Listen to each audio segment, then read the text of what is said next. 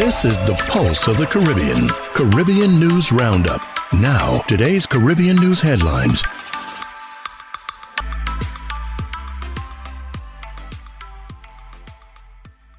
This podcast is brought to you by letstalkideas.org, your budget-friendly custom design firm, and Diamond Key Marina, Yost Van Dyke, British Virgin Islands, home of Foxy's Taboo, and gateway to the bubbly pool.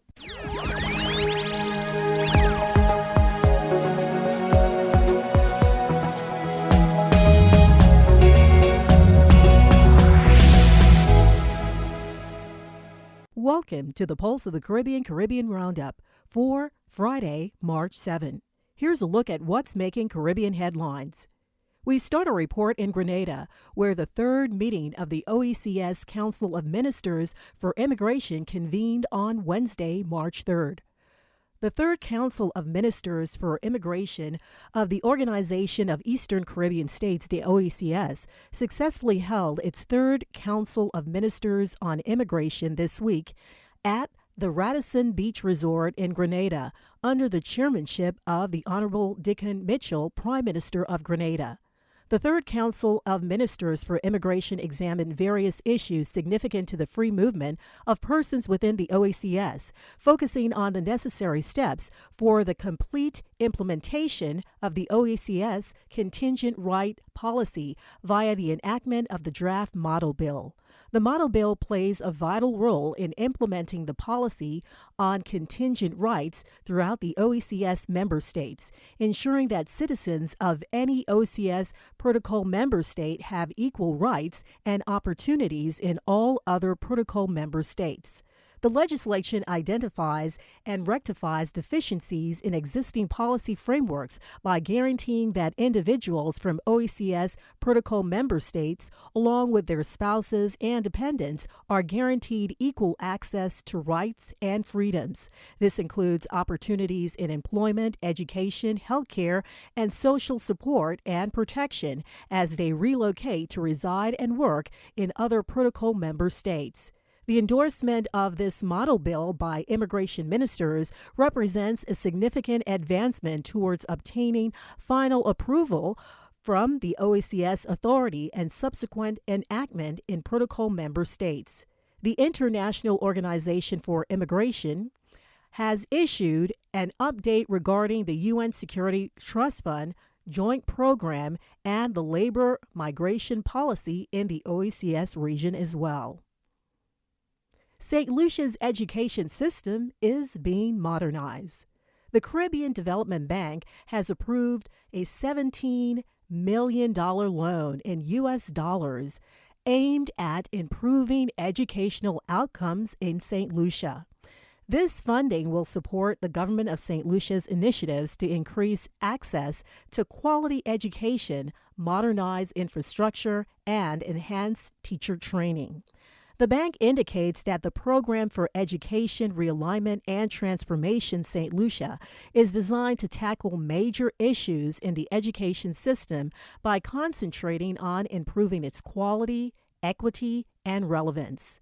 The program aims to provide students with the critical skills and knowledge necessary for success in the 21st century, thus playing a role in both social and economic development, as stated in a Caribbean Development Bank press release.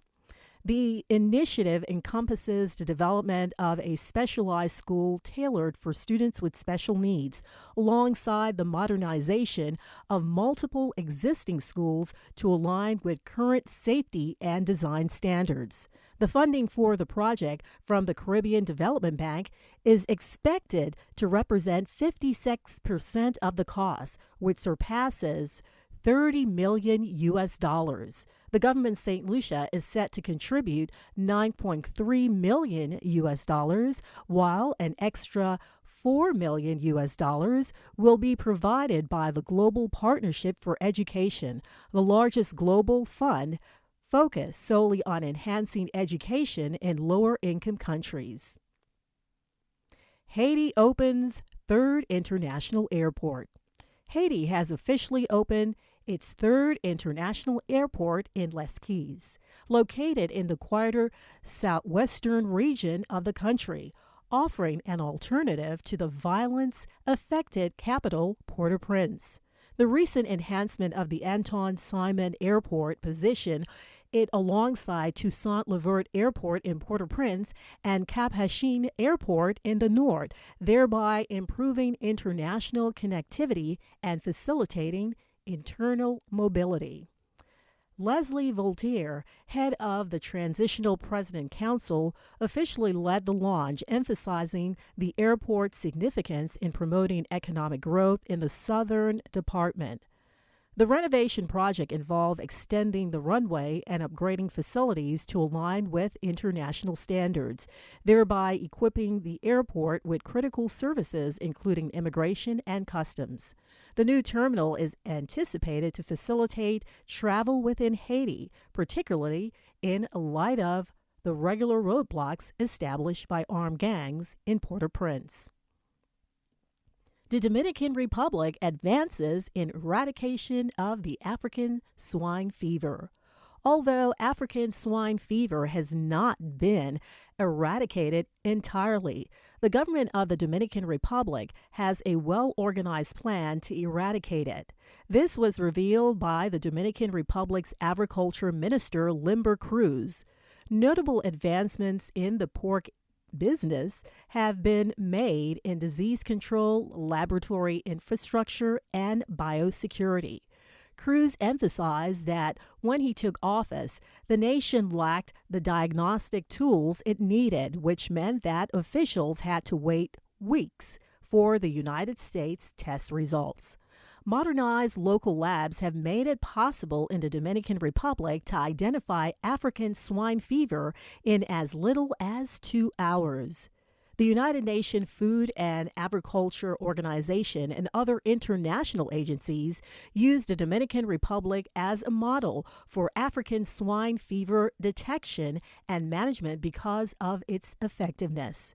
In order to completely eradicate African swine flu, Minister Cruz of the Dominican Republic reiterated that continued cooperation between government organizations and pork farmers is essential. Well, a Canadian company, Polaris, acquires controlling interest in Puerto Rico Wind Farm.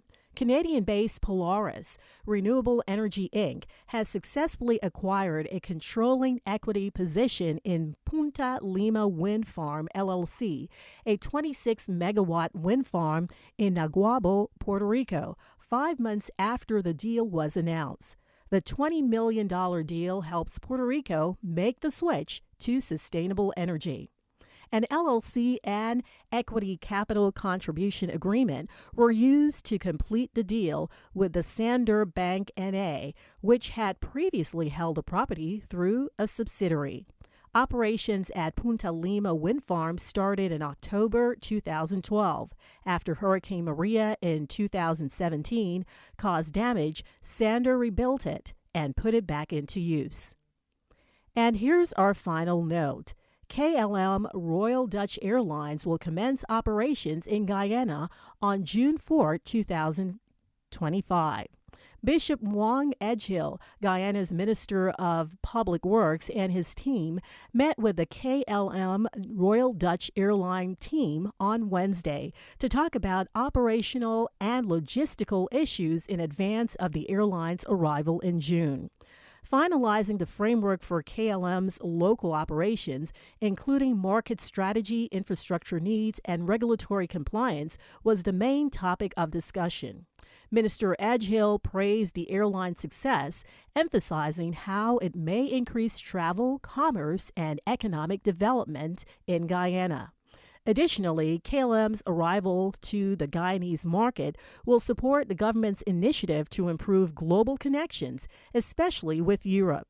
It is anticipated that the airline will use the Chedi Jagan International Airport for operations. Passengers traveling to and from Guyana will have easier access to KLM's vast worldwide network thanks to this new service. This covers important locations in the Americas, Asia, and Europe. The country's connectivity has been greatly enhanced by this new service and the recent arrival of other international carriers. Among the most popular places that are now easier to reach by the Guyanese market are Houston, St. Lucia, London, Cuba, the Dominican Republic, Grenada, and Colombia. This podcast has been brought to you by Let'sTalkIdeas.org, your budget-friendly custom design firm, and Diamond Key Marina, Jost Van Dyke, British Virgin Islands, home of Foxy's Taboo and gateway to the Bubbly Pool. Have news or information you'd like to share with us? Send news releases to news@pulseofthecaribbean.com. This has been your Pulse of the Caribbean News Roundup for Friday, March 7th. I'm Keisha Blyden. For more Caribbean news stories and information, visit us online at pulseofthecaribbean.com. If you found value in this podcast, be sure to like and subscribe wherever you listen to podcasts. And thank you in advance for choosing Pulse of the Caribbean News Roundup as your source for Caribbean-centered news.